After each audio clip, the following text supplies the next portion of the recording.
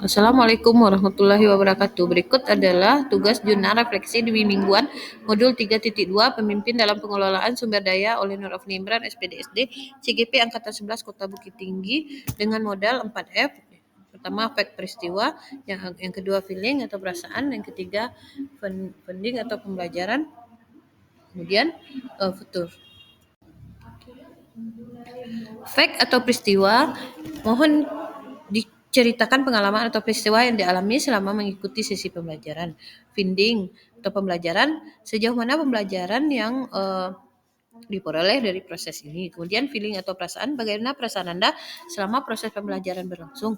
Dan yang kelima, futur, bagaimana penerapan setelah memperoleh pembelajaran dari kejadian ini, langkah atau tindakan apa yang harusnya saya ambil selanjutnya. Fakta atau peristiwa, kegiatan pada modul 3.2 dengan berpartisipasi dalam aktivitas di LMS dengan menggunakan alur Merdeka. Modul 3.2 membahas peran pemimpin dalam manajemen sumber daya.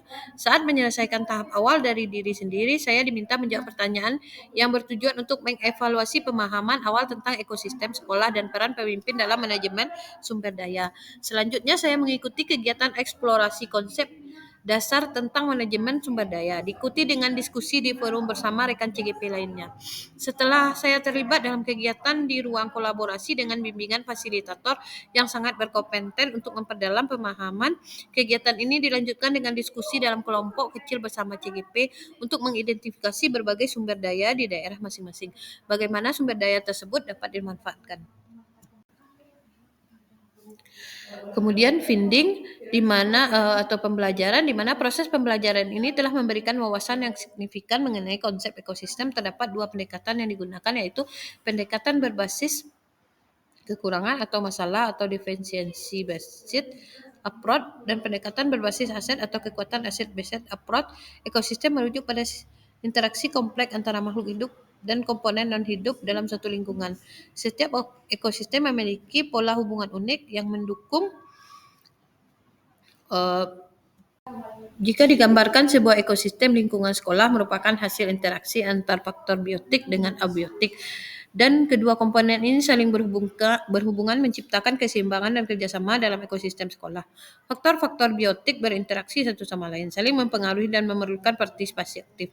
Beberapa contoh faktor biotik dalam ekosistem sekolah meliputi pengawas sekolah, kepala sekolah, guru, staf tenaga kependidikan, murid, orang tua, masyarakat sekitar sekolah, instansi terkait, dan pemerintah daerah. Selain faktor biotik tersebut, faktor-faktor abiotik juga turut berperan sebagai penting dalam mendukung kelancaran proses pembelajaran seperti keuangan, sarana dan prasarana, serta kondisi lingkungan alam. Kemudian pendekatan berbasis kekurangan atau masalah atau deficiency based approach menuntut perhatian pada hal-hal yang menghambat, yang kurang, yang berjalan lancar. Keluhan terhadap fasilitas sekolah yang tidak optimal, buku ajar tidak lengkap, atau kekurangan lainnya di sekolah dapat memicu pola pikir negatif. Akibatnya fokus kita terpusat pada penyelesaian kekurangan dan hambatan yang menghalangi pencapaian kesuksesan. Lama-kelamaan tanpa disadari kita berpotensi menjadi individu yang pesimis dan curiga, dan sayangnya menghalangi kita melihat potensi yang peluang yang tersedia di sekitar kita. Pendekatan berbasis aset atau asset-based approach adalah suatu konsep yang diperkenalkan oleh Dr. Katrin Kramer, seorang pakar psikologi yang mengkaji kekuatan pemikiran positif untuk mengembangkan individu. Pendekatan ini merupakan metode praktis untuk menemukan aspek positif dalam kehidupan dengan memanfaatkan kekuatan sebagai landasan berpikir. Kita didorong untuk fokus pada hal-hal yang berjalan dengan baik yang dapat memberikan inspirasi yang merupakan kekurangan kita. Dan tujuan modal utama ini merupakan salah satu alat yang dapat membantu dalam mengidentifikasi sumber daya yang menjadi aset sekolah. Dalam penerapannya, ketujuh modal ini dapat saling melengkapi satu sama lain. Modal tersebut mencakup modal manusia, modal sosial, modal politik, modal agama, dan modal budaya, modal fisik, modal lingkungan alam, dan modal finansial.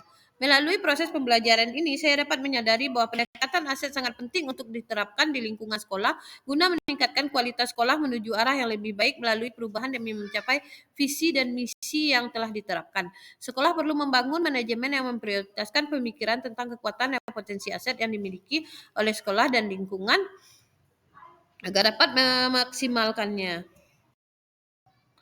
Feeling atau perasaan, saya merasa antusias dalam mengikuti setiap tahap pembelajaran bersama fasilitator dan peserta lainnya, kolaborasi dan pertukaran pengalaman terkait modul 3.2, terutama dalam penekanan aset dan modal utama yang dapat dioptimalkan untuk meningkatkan mutu sekolah yang berfokus pada kepentingan siswa.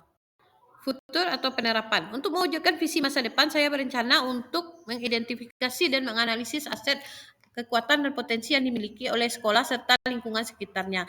Hal ini bertujuan untuk mengoptimalkan pengembangan sekolah ke depan. Saya berniat untuk menjalin kerjasama dengan sesama pendidik guna memanfaatkan aset sekolah secara maksimal dalam proses pembelajaran sehingga potensi siswa dapat tergarap secara optimal. Selain itu, saya akan mengajak rekan sejawat untuk memusatkan perhatian pada kelebihan dari sekolah daripada terlalu fokus pada kekurangan.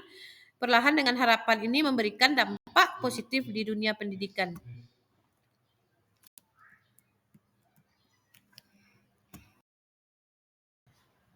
Demikianlah jurnal Dwi Mingguan untuk modul 3.2.